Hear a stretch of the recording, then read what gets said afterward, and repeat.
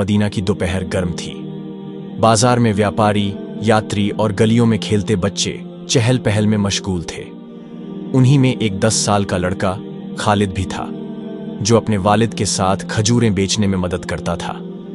खालिद हमेशा हज़रत मोहम्मद सल्लल्लाहु अलैहि वसल्लम के बारे में सुनता था। लोग उनकी शफकत, दानाई और उनके अच्छे अखलाक के कायल थे, मगर खालिद ने कभी उन्हें करीब से नहीं देखा था। एक दिन उसका तजस्सुस बढ़ गया। अब्बा, क्या आपने कभी नबी करीम सल्लल्लाहु अलैहि वसल्लम को देखा है? उसने खजूरों की टोकरी ठीक करते हुए पूछा। वालिद मुस्कुराकर बोले, हाँ बेटा, वह सबसे सच्चे और सबसे मेहरबान इंसान हैं जो तुम्हें कभी मिलेंगे। खालिद की आंखें चमक उठीं। क्या मैं उनसे मिल सकता हूं? वालिद ने कुछ लम्हे सोचा, फिर कहा, जाओ, मगर अदब का दामन हाथ से मत छोड़ना। खालिद जोश में बाजार से दौड़ता हुआ मस्जिद ए नबवी पहुंचा, जहां नबी अकरम सल्लल्लाहु अलैहि वसल्लम अक्सर अपने सहाबा के साथ बैठा करते थे। जैसे ही वह अंदर दाखिल हुआ, उसने देखा कि कुछ लोग अदब से बैठे नबी करीम सल्लल्लाहु अलैहि वसल्लम की बातें सुन रहे हैं। नबी सल्लल्लाहु अलैहि वसल्लम के चेहरे पर सुकून और नूर था। खालिद झिझक गया, मगर एन उसी लम्हे नबी करीम सल्लल्लाहु अलैहि वसल्लम की नजर उस पर पड़ी। आप सल्लल्लाहु अलैहि वसल्लम ने मुस्कुराकर उसे करीब बुलाया। खालिद हिचकिचाते हुए आगे बढ़ा। या रसूल अल्लाह सल्लल्लाहु अलैहि वसल्लम, उसने धीरे से कहा, मैं आपसे मिलना चाहता था। नबी करीम सल्लल्लाहु अलैहि वसल्लम ने शफकत से उसके कंधे पर हाथ रखा। और लो, तुम मुझसे मिल चुके हो मेरे छोटे दोस्त। बताओ, तुम्हारा नाम क्या है? खालिद।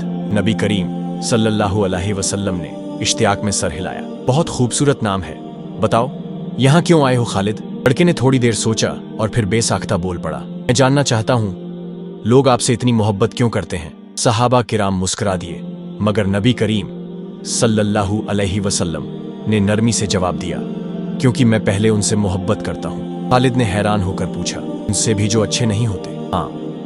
नबी करीम सल्लल्लाहु अलैहि वसल्लम ने फरमाया, रहमत सूरज की रोशनी की तरह है जो सब पर चमकती है, चाहे कोई उसकी कदर करे या न करे। खालिद सोच में पड़ गया कि कल ही एक आदमी उनकी दुकान पर आया था और उनके वालिद से खजूरों की कीमत पर झगड़ने लगा था।